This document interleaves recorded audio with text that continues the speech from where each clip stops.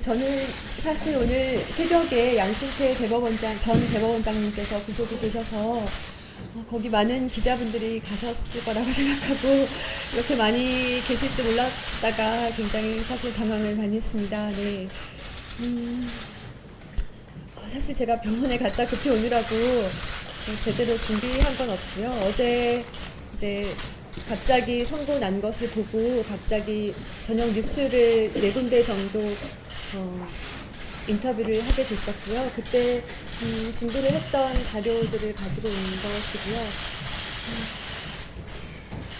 사실은 한마디로 선고에 대한 심정을 이야기하라면 너무나 당연한 결과인데 그 너무나 당연한 결과에까지 이르는 길이 진실을 밝히는 길이 정말 험하고 힘들었다라는 생각입니다. 예. 사실은 검사로서 진실을 이야기하는 것 그리고 정의를 이야기하는 것은 너무나 당연한 일인데도 그 당연한 일이 왜 이렇게까지 힘들어야 하는지 1년 동안 그에 대한 고민을 많이 하고 그로 인한 고통을 많이 받았던 시간이었습니다. 한 명의 검사로서 그리고 한 명의 피해자로서 비록 시간이 오래 걸릴 수도 있고 많이 고통스러울 수도 있지만 정의는 반드시 승리한다는 것 그리고 진실은 반드시 밝혀지고야 만다는 것을 볼 수 있게 되었고 증명해내게 되어서 안도감을 느끼고 있습니다. 다른 것들은 변호사님께서 많이 말씀해 주실 걸로 기대하고요. 그리고 궁금하신 것이 있어서 물어보시면 대답하도록 하겠습니다.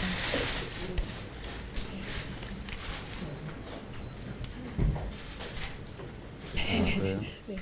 예, 아무래도 질의응답 형태로 진행하는 게 나을 것 같아서요. 질문을 좀 많이 해주시기 바랍니다. 그린 것처럼 단지 제가 원했던 것은 진실이었고요. 제가 원했던 유일한 것은 진실과 정의였거든요. 근데 그 당연한 것을 원하는 것이 왜 이렇게도 고통스러워야 하는지 그에 대한 고민이 참 많았던 1년이었던 것 같습니다. 내용을 좀 설명하는 것도 괜찮은데 조금이라도 설명하는 것 같아요. 특히 신성한 쪽도. 일단은 방금 변호사님께서 이야기하셨듯이 제가 사실 수사 기록, 그러니까 증거 기록과 수사 기록에 대한 열람 등사가 작년 말에, 연말에 이제 허가가 돼서 제가 연초에 기록을 보게 되었어요. 그런데 사실은 지난번 아마 기자회견에서 말씀드렸던 적이 있었던 것 같은데, 현행 법상 범죄자, 피고인은 본인의 모든 수사 기록을 다 열람 독사를 해서 볼 수가 있거든요.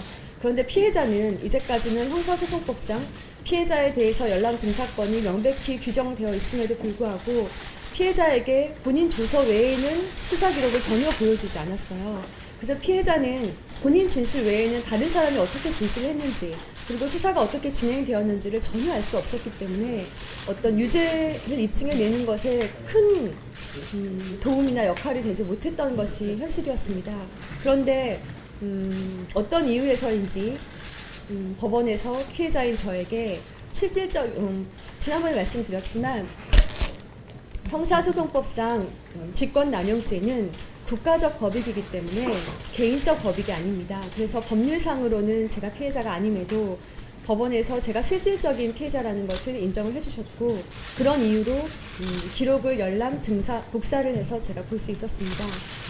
그런데 아마도 이제까지 피해자에게 그렇게 열람을 해준 적이 없어서인지 아니면 조직에 대한 충성심이 너무나 강했던지 아니면 자기 자신에 대한 출세의 욕구가 너무 강했던지 어떤 이유에서인지는 모르겠지만 많은 검사들이 그리고 수사관들이 명백한 허위의 진술을 너무 많이 한 것을 보고 사실은 굉장히 처참한 기분이 들었습니다.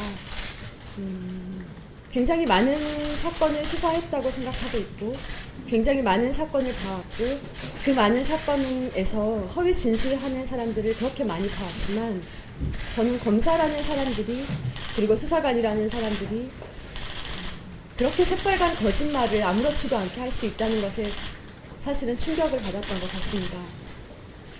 검사는 정의로운 사람이라고 생각했고, 검사는 정의를 바로 세우는 독립된 국가기관이라고 배워왔거든요. 그런데 그런 정의를 바로 세우는 독립된 국가기관인 검사들이 그렇게 명백한 허위 진술을 할 수 있다는 것에 사실은 충격을 받았었고요. 오히려 그렇게 편향되고 일관되지 못한 앞뒤가 맞지 않는 그들의 진술이 재판부로 하여금 오히려 유죄 심증을 가지고 진실을 발견할 수 있는데 도움이 되지 않았나라고 생각을 합니다. 그렇게 연말에 기록 열람 복사 허가가 되었고, 그 기록을 토대로 제가 여러 가지 반박하는 자료들을 이 정도로 작성을 해서 제출했고요. 마지막에 이렇게 제가 낸 진술서가 유죄 입증에 많은 도움이 되었다고 생각하고 있습니다. 그래서 앞으로도 다른 피해자들에게도 저와 마찬가지로 이렇게 기록에 대한 열람 복사권이 형사소송법에 규정되어 있는 이런 피해자의 권리가 넓게 보장되어서 정말 범죄를 밝혀내고 진실을 밝혀내는데 도움이 되기를 바라는 마음입니다.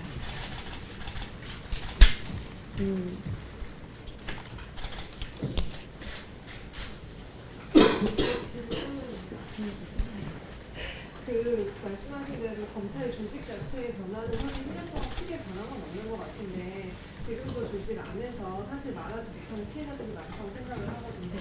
그 피해자분들한테 말씀하시고 싶은 게 있다면 그거 이야기하시죠. 네. 사실은 이제 제가 1월에 인터뷰를 하고 그 이후에 법무부의 위원회가 조직이 됐었죠. 권인숙 위원장님께서 활동하신 위원회가 조직이 됐었는데, 거기서 전체 여직원과 여성 직원과 여성 검사들을 상대로 조사를 하였더니 70%의 여성 검사들이 성범죄의 피해를 입었다고 설문에 밝혔다는 것을 보았어요. 그것을 보고 권인숙 위원장님은 어떻게 70%나 되는 여성들이 성범죄의 피해를 입는 집단이 있느냐라고 이야기를 하셨지만, 내부에서는 이게 100%가 아니었단 말이야. 우리 중에 성범죄 피해를 안 입은 사람이 어디 있어? 라고 이야기를 했거든요. 그와 마찬가지로 그 70%라면 몇 명인지는 모르겠지만 정말 무수히 많은 피해자들이 아직도 존재하고 있다고 생각하고요. 그리고 불과 얼마 전만 해도 아마 1월 달로 들었습니다. 이번 달에 검찰 내에서 유사한 성추행 피해가 발생하였다는 소문을 들었습니다. 만약에 그 소문이 사실이라면 제 사건과 이번 판결이 그 피해자에게 용기를 주었으면 좋겠고요. 그 소문이 사실이 아니라면 그렇게까지 소문이 확산된 데 이유는 바로 수뇌부와 어떤 감찰 기관과 시스템에 대한 불신이거든요. 그런 불신을 하루빨리 해결할 수 있기를 간절히 바랍니다. 어제 안태근 국장이 마지막 진술에서 이렇게 작년 초에 얘기하시기 전까지는 존재도 몰랐다 이렇게 얘기를 하셨었거든요. 그거에 대해서는 명백한 거짓말이고요. 사실은 굉장히 많은 범죄자들이 본인의 범행을 끝까지 부인합니다. 그리고 특히 제가 수사한 공무원 사건에 있어서 특히 공무원 사건의 공무원 범죄자들은 대법원 판결이 확정될 때까지도 범행을 부인하거든요. 그래서 많은 범죄자들이 보이는 모습이기 때문에 특별할 것은 없다고 생각하고요. 기록을 보았더니 당시에 감찰에서 제 성추행 직후에 제가 성추행을 입었다는 첩보를 입수했고, 그 첩보를 가지고 제가 피해자인 것을 확인했고, 그 직후에 안태근 전 국장에게 제 이야기를 하면서 술 먹고 사고 치지 말아라 라고 얘기하셨다는 진술이 있습니다. 그리고 그때 제 진술을 토대로 또 법무부에서 작성했던 문서들도 있고요. 그래서 그것은 명백한 거짓말입니다. 그리고 한 가지 제가 어제 인터뷰를 할 때는 말씀드리지 못했던 부분인데, 최교일 현 국회의원께서 본인이 사건을 은폐한 적이 전혀 없다라고 현재까지도 부인을 하고 계신다고 알고 있는데요. 기록에 명백히 그리고 법원 판결문에 명백히 드러나 있는데 최교일 검사장께서 저에 대한 이야기를 제가 소속해 있던 서울 북부지검 검사장님이 직접 전화를 해서 보고를 했고 그것을 알고 있었다는 증거가 있고요. 그리고 이문정 검사님께서 그 직후부터 지금까지 몇 년 동안을 똑같은 이야기를 수많은 사람들에게 하고 다녔기 때문에 전혀 거짓일 가능성은 없다고 알고 있습니다. 아까 줬었죠. 당연한 소일 수 있는데 안태균이 상승이 했잖아요. 거기에 대한 입장이나 당연히 예상했던 일이고요. 저는 진실은 반드시 그 모습을 드러낼 것이라고 생각하고요. 그리고 말씀드리고 싶은 것은 어떤 이유에서인지 그렇게 명백한 허위 진술을 했던 검사들 그리고 직원들에게 손바닥으로 하늘을 가릴 수 없다. 지금이라도 진실을 이야기했으면 좋겠다. 당신들은 대한민국 검사고 수사관이다. 라고 이야기하고 싶습니다. 몇 명 정도 되죠? 대충 20명. 대충 한 20명 정도 되는 것 같고요. 그리고 제가 조사단 그 기록을 보고 충격을 받은 것은 저에 대한 어떤 뭐 인간관계, 저에 대한 세평 같은 것이 전혀 범죄 사실과 관련이 없거든요. 그럼에도 불구하고 저에 대한 세평과 안 좋은 자료들을 굉장히 많이 진술을 받아놓으셨더라고요. 그런데 제가 알고 있는 검사들이 저에 대해서 이런 진술을 했다. 그러니까 좋은 이야기를 했다고 말해준 검사들이 있어요. 그런데 그런 사람들의 진술은 전혀 기록에 현출시키지조차 않았더라고요. 그래서 얼마나 편파적으로 조사가 이루어졌는지 알 수 있고요. 한 가지 세평 이야기가 나왔으니까 말씀드리면 기록에서 명백히 나와 있고 검찰 내부에서도 명백히 알고 있는데 검찰은 지금까지도 세평이라는 것을 수집하거든요. 그런데 그 세평이라는 것은 개인정보보호법에 위반될 소지가 굉장히 큰 것이에요. 그래서 많은 사기업들도 예전에 수집하던 세평들을 개인정보보호법이 규정되면서 다 없앴고 본인이 검증할 수 있고 본인이 확인할 수 있는 자료들을 모으고 있다고 듣고 있어요. 그런데 검찰에서는 그 어떤 객관성도 공정성도 그리고 검토하거나 그 타당성 여부를 확인할 수 있는 절차조차 두지 않고 세평이라는 것을 광범위하게 수집하고 있어요. 그런데 제 사건에서 인사 담당 검사가 있습니다. 법무부.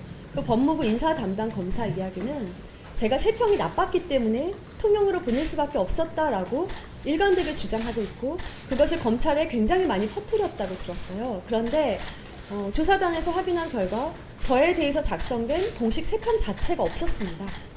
그래서 그 세평이라는 것은 사실은 모든 검사들에 대해서 수집되는 것은 아니고 일부 소위 말하는 관심검사나 아니면은 고검검사급 이상, 그러니까 부장급 이상에 대한 어떤 승진 자료를 위해서 세평을 모으고 있었는데 저는 문제 검사로 지목된 적이 없었기 때문에 저에 대한 세평이 전혀 존재하지 않았고요. 그거에 대해서 묻자 인사 담당 검사가 하는 말이 인사 담당 검사가 들은 모든 검사들에 대한 소문은 다 세평이라는 거예요.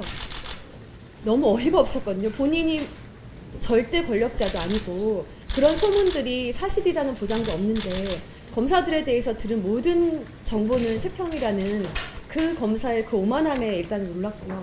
그리고 그렇게 검증되지 않은 객관적이고 공정하지도 않은 자료를 가지고 세평을 삼아서 인사를 한다고 그 검사 입으로 얘기했다면 그건 얼마나 무능하다는 것을 이야기하는 것인지 그 검사 스스로 검찰의 인사에 공정성이 없다고 이야기를 한 것이거든요. 그래서 굉장히 놀라웠고요.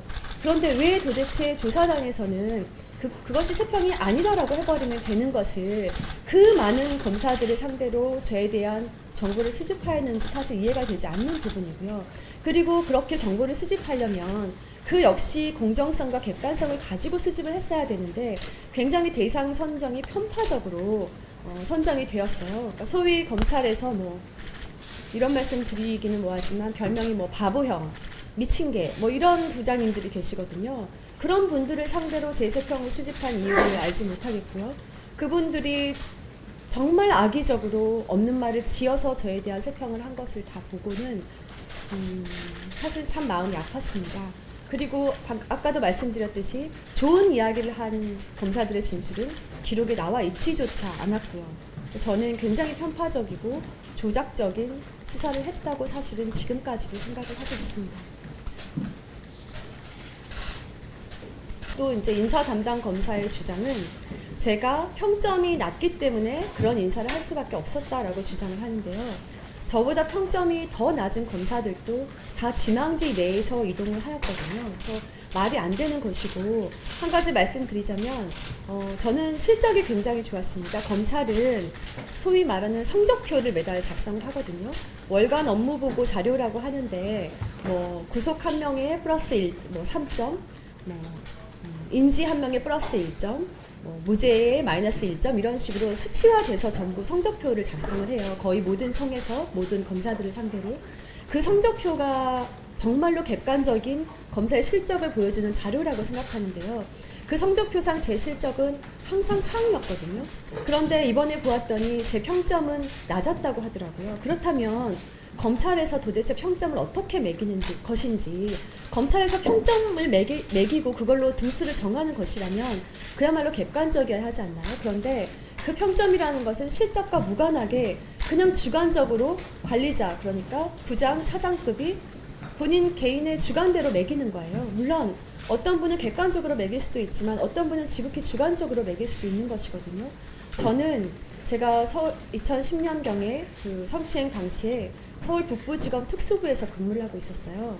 당시에 특수부의 여자 검사가 가는 것은 굉장히 이례적인 일이었고, 제가 알기로는 검찰에서도 최초였던 것으로 알고 있고 서울 북부지검에서도 최초였던 것으로 알고 있거든요.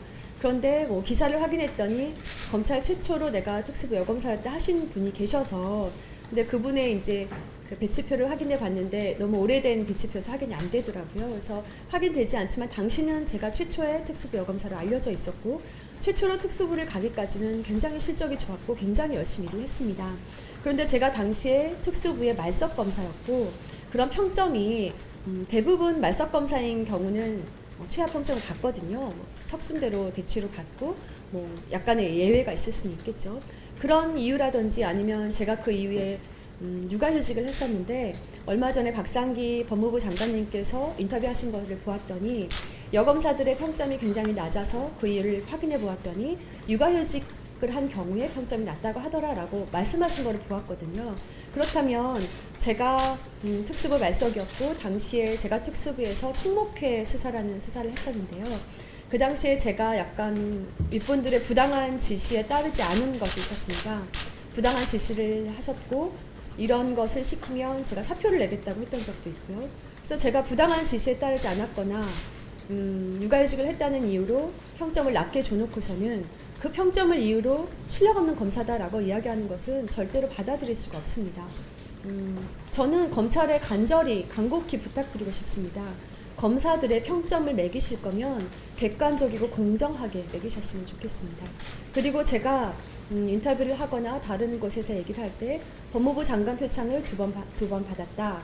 그리고 우수 사례 표창도 10여 회 받았다라고 이야기를 했거든요. 그것은 제 실적이고 제가 열심히 일한 증거라고 생각합니다. 그런데 검찰에서는 제가 굉장히 실력도 없고 일도 못하고 문제가 있는 검사라고 기자님들한테 얘기를 해서 기자님들이 아니 장관 표창도 받고 실적이 이렇게 좋았다던데 라고 질문을 하면 그거 실적을 조작한 거다라고 얘기를 하셨다는 말을 들었어요. 검찰이 실적을 조작해서 상을 받을 수 있는 조직이라는 것인지, 왜 그렇게까지 저를 모욕하기 위해 자신들의 얼굴에 침을 뱉고 계신지 정말 질문하고 싶습니다. 휴직을 사용하고 있고요. 네. 휴직 끝나게 되면 사실 휴직 기간은 아직 조금 남아 있는 것으로 알고 있고요. 끝난다. 제가 최대한 그 이전에 건강을 회복해서 복귀할 생각입니다. 네.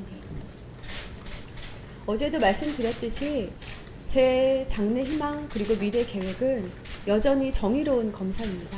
정의로운 검사로 살아가는 것이 제 계획이고 희망일 뿐입니다. 또 그 인사 담당 검사는 사실은 공범이거든요. 사실은 공범 격에 해당하는 검사가 명백한 허위 진술을 하고 있고 명백히 제 명예훼손을 하고 있고요. 또 그분뿐만 아니라 모 부장검사를 비롯해서 저를 명백히 모욕하고 명예훼손을 하시는 분이 계시고요. 그리고 법무부 사실은 제가 어제 잠깐 말씀드렸지만 제가 음모론이 굉장히 많이 퍼져 있었다고 들었어요. 제가 오래전부터 손석희 사장님과 짜고 어떤 목적을 가지고 그 인터뷰를 한 것이다 라고 말씀을 하시는데, 사실 저를 JTBC 뉴스룸에 나가게 만든 분들은 바로 검찰이거든요. 저는 이 기록에도 나와 있고 통영에 있는 모든 검사들이 이야기해 줄 것이지만, 제가 검사 게시판에 글을 올린 후에 모든 검사와 직원에게 작별 인사를 하고 나왔어요. 저는 당시 그냥 사표를 내고 은둔 생활을 할 생각으로 검사 게시판에 글을 올렸던 것이고요. 그런데 검사 게시판에 월요일에 글이 올라가자마자 몇 시간 되지 않아서 법무부에서 제 인사에 아무런 문제가 없다고 발표를 하셨어요. 근데 저는 그날 오후 2시경에 JTBC로부터 인터뷰 요청을 받았고요. 그리고 사실은 굉장히 두려워서 망설이고 있던 중에 검찰에서 그렇게 발표를 했다는 것을 보았어요. 이렇게 진실을 그대로 묻어버리고 저를 죽여버리려고 하는 검찰을 참을 수가 없어서 인터뷰를 할 수밖에 없었던 것이고요. 저를 인터뷰를 할 수밖에 없게 만들었던 것은 바로 검찰 자신들이라는 것을 아셨으면 좋겠습니다. 그리고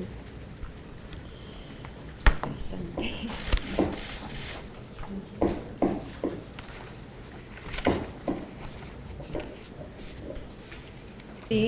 명백히 명예훼손을 하고 명백히 허위 발표를 하신 검사들에 대해서 시민단체에서 작년 4월에 고발장을 접수를 했거든요.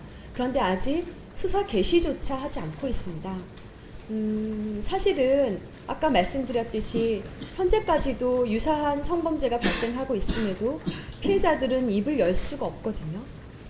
검사들로부터 이런 이야기를 공통적으로 들었어요. 우리 검찰에서 성범죄가 과연 근절될까요? 라고 질문하면 100% 확신할 수 없다. 하지만 우리 검찰에서 피해자들이 다시 서지원처럼 입을 열 수 있을까요? 라고 질문하면 그럴 수 없다고 100% 확신한다. 왜냐하면 어떻게 명백히 검찰에서 서지원을 죽이는 것인가를 죽이는 거를 검찰 구성원들이 명백히 보았기 때문이다라고 이야기를 해요. 검찰에서 저에게 그리고 검찰 구성원들에게 주는 메시지는 매우 명확합니다. 서지원은 배신자다. 서지원을 용납할 수 없다. 그런 메시지를 분명히 받은 검찰의 구성원들이 다시는 입을 열기 더욱 힘들어졌다는 것이 너무 마음이 아프고요. 그렇게 메시지를 명백히 주고 있다는 증거가 바로 그렇게 명예훼손을 저지르고 명백히 허위 발표를 한 검사들을 수사 개시조차 하지 않고 오히려 그 검사들이 그 다음 인사에 굉장히 다 좋은 보직으로 발령을 받았거든요. 그런 수사도 하지 않고 오히려 그들을 우대해주는 것은 명백한 메시지라고 생각하고 있고요. 어제 잠깐 말씀드렸듯이 내부에 온갖 이야기가 떠돈다고 하더라고요. 제가 후배 뺨을 때렸다, 재판 간다고 하고 땡땡이를 쳤다, 또 직원들과 사이가 안 좋았다, 검사들하고 사이가 안 좋았다. 저는 그런 말을 하시는 분들께 본인들이 검사인 사람들이, 수사관인 사람들이 어떻게 그렇게 증명되지 않은 헛소문들을 퍼뜨릴 수 있는지 일단 묻고 싶고요. 그런 말을 하시는 분들께 그런 돌을 던질 자격이 있는지 정말 묻고 싶습니다. 일단 명백히 허위 진술이 밝혀진 것 몇 가지 말씀드리면, 그 인사 담당 검사가 본인이 검사들에 대해서 듣는 모든 정보는 세평이라고 주장을 하면서 A모 검사가 저에 대해서 안 좋은 이야기를 해줬기 때문에 그걸 세평으로 생각하고 그런 인사를 했다고 주장을 했어요. 그런데 A모 검사한테 확인한 결과 인사 발표 이전에 저에 대해서 인사 담당 검사와 나눈 이야기는 전혀 없다는 것이 확인이 됐었고요. 네. 그리고 그 인사 담당 검사 이야기는 제가 수도권에 너무 오래 있었기 때문에 지방 근무를 할 수밖에 없었다라고 주장을 했지만, 사실 여주는 행정구역상으로는 경기도이지만 검찰에서는 지방청으로 간주하는 곳이거든요. 그래서 그건 역시 명백한 허위 진술이고요. 네.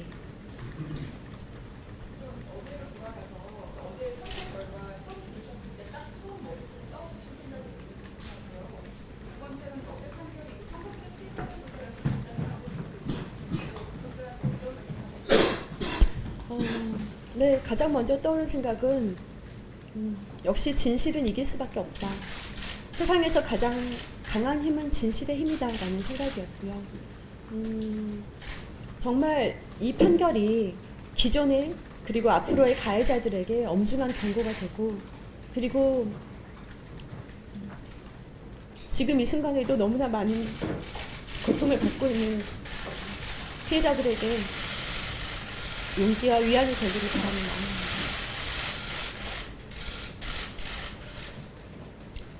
최근에 특히 빙상계를 비롯해서 체육계에 성폭력 사건들이 폭로되고 있는데요.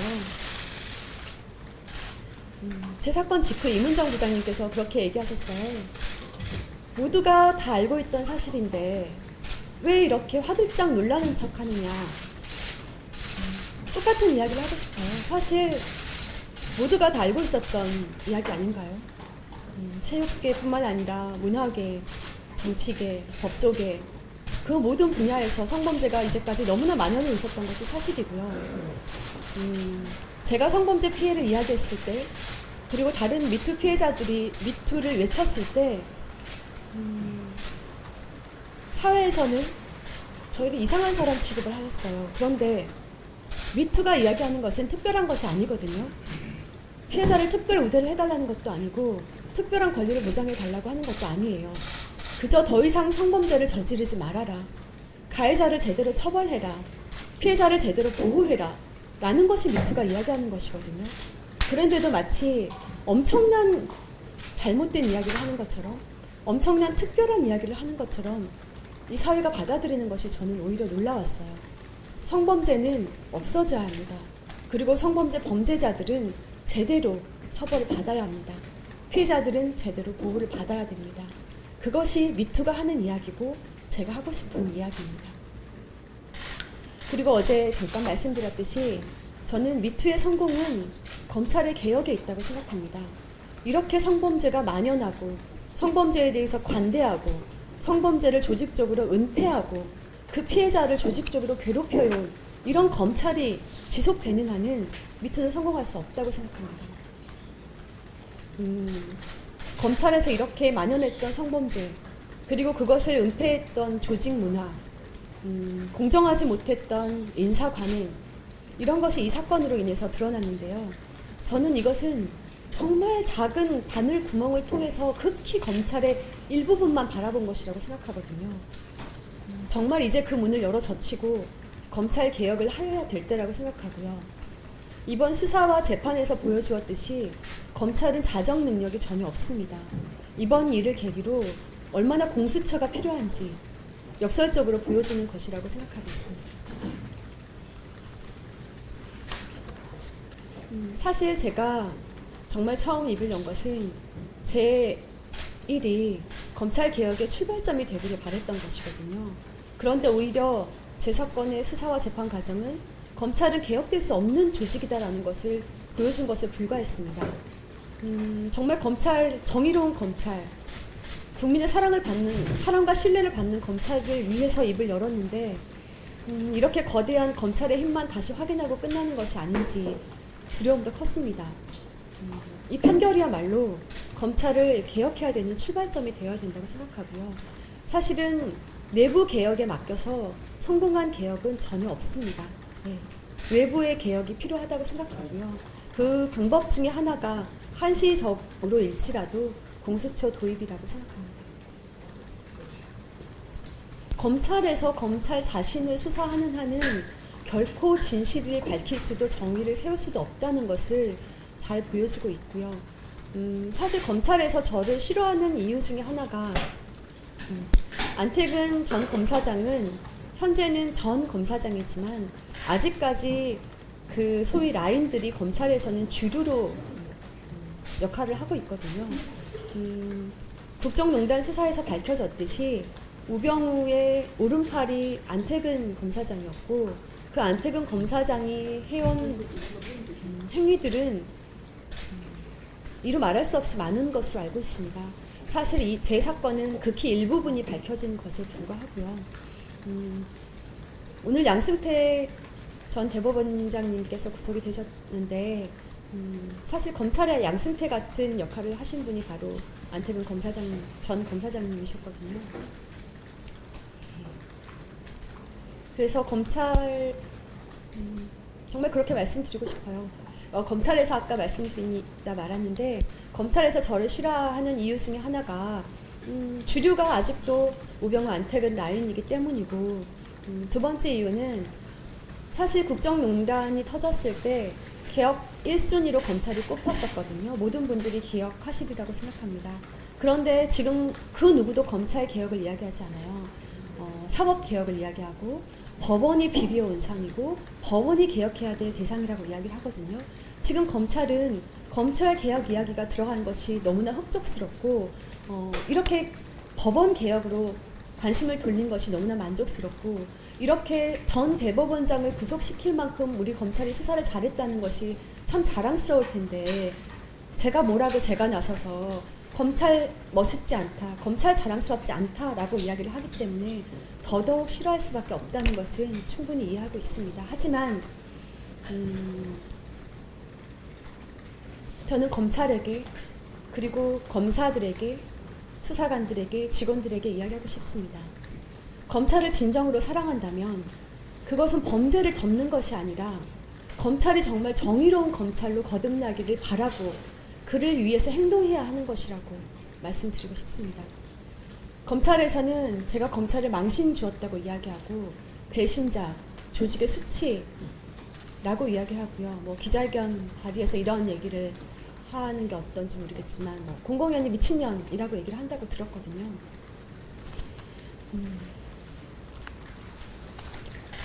그렇게 얘기를 하지만 저는 정말 검찰을 사랑하기 때문에 검찰이 정말 정의로운 검찰, 국민의 신뢰를 받는 검찰로 거듭나기를 바라기 때문에 이야기를 한 것이고 지금도 이 자리에 앉아있는 것이라고 정말 말씀드리고 싶습니다.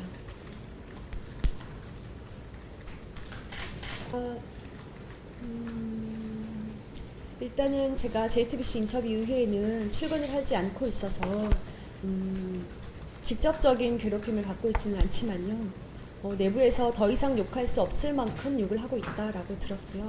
저는 사실 그 모든 것은 각오한 것이기 때문에 특별히 놀랍지도 않지만 제가 가장 가슴 아픈 것은 저를 그렇게 미친년으로 만드는 것을 본 많은 피해자들이 더더욱 입을 열 수 없게 되었다는 것이 너무나 마음이 아픈 것이고요. 정말 이 국가가 사회가 바라기를 변하고 한 일인데 저를 의심하고 저를 음해하느라고 그 국가의 사회 변화가 늦어진 것은 아닌지라는 안타까움이 있을 뿐입니다.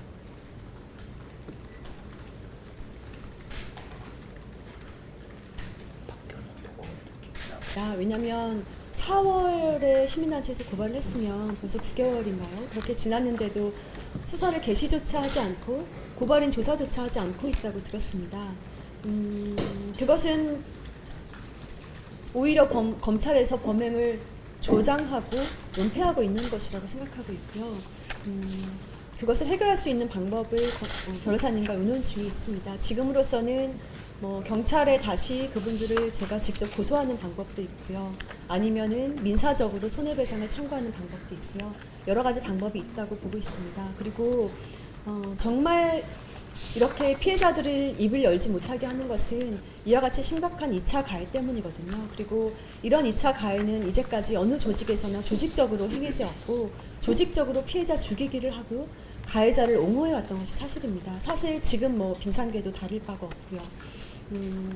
정말 이렇게 피해자 그리고 피해자뿐만 아니라 최근에도 내부 고발자가 자살을 한 사건을 보았거든요. 그러면 우리 사회는 왜 도대체 가해자들을 처벌하려고 하지 않고 가해자들을 비난하려고 하지 않고 피해자들을 비난하고 피해자 죽이기에 앞장서 왔는지, 왜 피해자를 내부 고발자를 꽃뱀, 창녀, 배신자, 조직의 수치라고 부르면서 손가락질하고 가해자를 옹호해 왔는지 이 잔인한 공동체가 이제는 바뀌어야 할 때라고 생각을 합니다. 그리고 제 사건뿐만 아니라 그 이후에 모든 피해자들에게도 보았듯이 정말 그 2차 가해의 피해는 이루 말할 수가 없습니다. 그것은 생명을 위협하는 것이고 정말 자살을 한 피해자나 내부 고발자들도 굉장히 많은 것으로 알고 있고요. 이대로 가서는 안 된다고 생각합니다. 이 비정상적인 시대는 이제는 끝나야 된다고 생각하고요. 그럴 수 있는 방법을 고민하고 있습니다. 어제도 제가 피곤해서 제대로 보지는 못했지만 잠깐 기사 하나를 보았더니 무슨 그 얼굴에 성추행을 당하느냐 뭐 이런 댓글을 아직도 보았어요. 뭐 그 정도 수준의 분께 제가 답할 거는 아니지만 그 정도 수준의 댓글들과 비난들도 굉장히 많은 것으로 알고 있거든요. 저뿐만 아니라 많은 피해자들에게. 그런데 성범죄 피해라는 것은 어떻게 보면 어떤 성적 흥분 때문에 일어나는 것은 아니거든요. 지배욕 때문에 일어나는 경우가 많고요.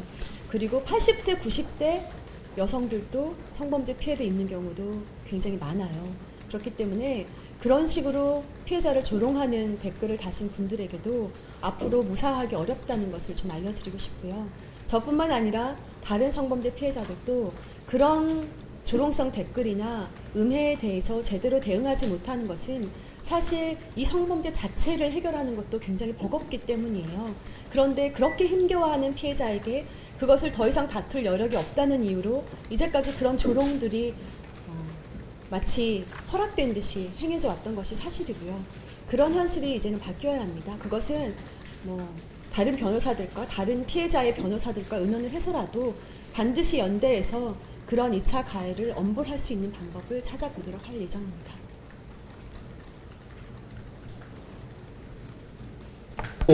가 확인이 안 돼서 보정이 안 되다 보니까 진행 자체가 안 되고 있고요. 하지만 오늘 저희가 서울구치소로 송달 장소로 해서 소장을 송달해달라고 주소 보정서를 냈기 때문에 이제 조만간 2월, 3월 정도에는 재판이 열리지 않을까 싶습니다. 왜냐하면 2월 달에는 인사이동이 있어서 소장 송달이 되더라도 3월 넘어서야 재판이 길이 잡히지 않을까 싶습니다. 뭐 아마 대법원까지 가지 않을까 생각하고 있고요. 끝까지 최선을 다해서 진실을 밝혀내는데 힘쓸 예정입니다. 네.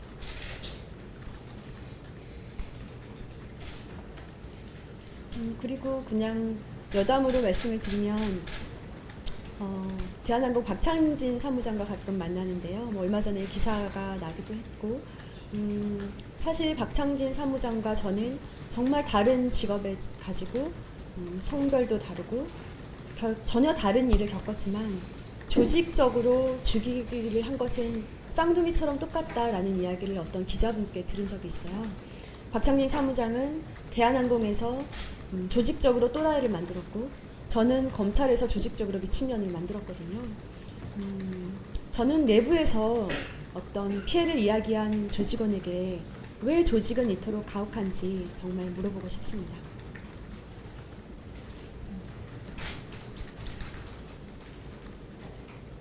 네, 이토 시오리라고 일본에서 최초로 미투를 이야기했던 여기자분을 만난 적이 있습니다. 제가 개인적으로 연락을 해서 시오리가 업무적으로 한국에 온 기회에 만났던 것인데요. 시오리와 저는 나이 차이도 굉장히 많고 국적도 다르고 전혀 다른 직업인데도 너무나 그 범죄 행위와 행위 이후의 일들이 닮아 있었거든요. 일단 가해자가 엄청난 권력자였고 그 권력자가 그 권력을 이용해서 범죄 사실을 덮었고 그 이후에 조직적으로 2차 가해를 하고 있고 범행을 여전히 부인하고 있었어요. 그리고 저희 두 사람이 입을 연 이후에 저희는 미친년, 창녀, 꽃뱀 등으로 불리면서 국가의 수치다, 조직의 수치다라는 이야기를 들었고요. 그리고 얼마 전에는 어제인가요? 기사에 어떤 또 남성분이 성범죄 피해를 입었다라는 기사를 보았습니다. 성범죄라는 것은 정말 공간과 시간을 초월하는 문제가 아닌가라고 생각하고 있고요. 이렇게 비정상적인 사회가 지속되어서는 안 된다고 생각합니다.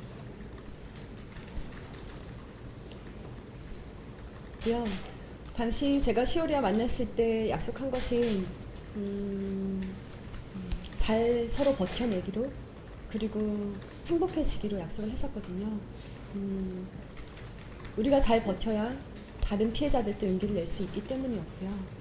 그리고 시오리와 연대를 해서 어떤 국제적으로 목소리를 내는 방안에 대해서도 논의 중에 있습니다. 추운 날씨에 와주셔서 감사드리고요. 제가 늦어서 너무 죄송합니다.